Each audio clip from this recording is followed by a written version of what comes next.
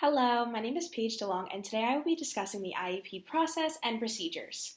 Parents or guardians play an immense role in their child's education. According to the Individuals with Disabilities Act, or IDEA, parents are an equal member of an IEP team and have the right to be heard and involved in regard to decision making of their child's education. Students also have the right to attend their IEP meetings and advocate for themselves. At the age of 16, students may actively participate in an IEP meeting and express their own concerns about their education. The parent or guardian and student are both considered an equal member of an IEP team, and their opinions and concerns must be considered by the school in an IEP meeting. Parents or guardians offer insight to the meeting that educational professionals may not experience, as they know their child more than anyone. This allows parents to offer opinions and data outside of the classroom to be considered towards IEP goals and accommodations. Also, schools must present written consent to the parent or guardian about the changes made to their child's IEP, and parents must sign before anything can be implemented.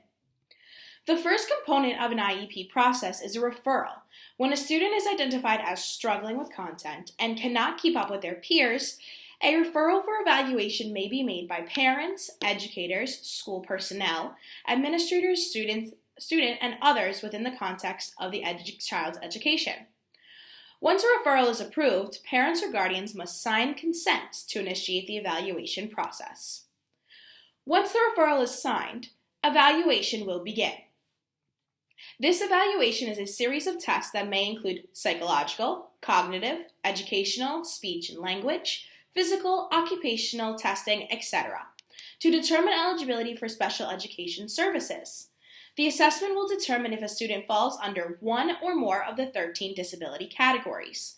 The evaluation may be taken within the school by related professionals such as school psychologists, behavior specialists, therapists, etc., and parents may also request an independent evaluation outside of the school district, which may be covered by insurance or the Department of Education.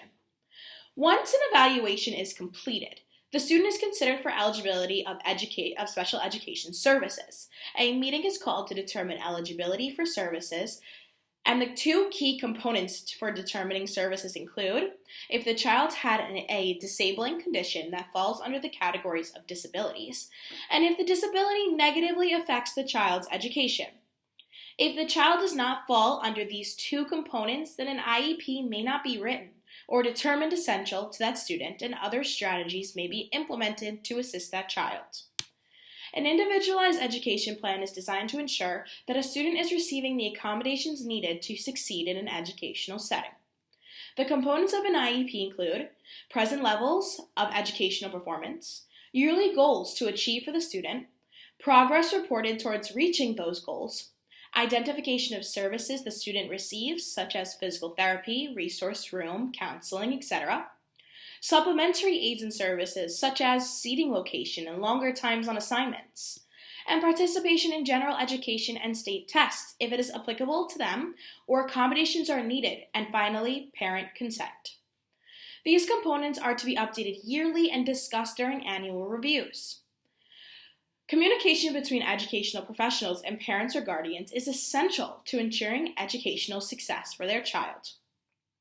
Parents or guardians should be contacted often about student progress and summarize that progress prior to annual reviews of IEPs.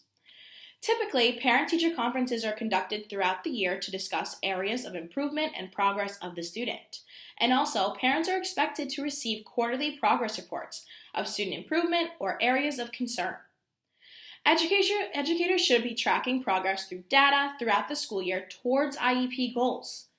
And educators have an ethical responsibility to the parents, students, and profession in order to uphold the integrity of the IEP process, inclusive of developing respectful relationships with the families and include them in all processes of the child's IEP, collecting data that is relevant and precise in accordance with a student's IEP goals, protecting and supporting the safety and integrity of a student, upholding and advocating for improvements towards laws, regulations, and policies, as well as presenting professional competence in the IEP process. I hope that this information will help parents in regards to the IEP process and move towards the betterment of all students with disabilities. Thank you.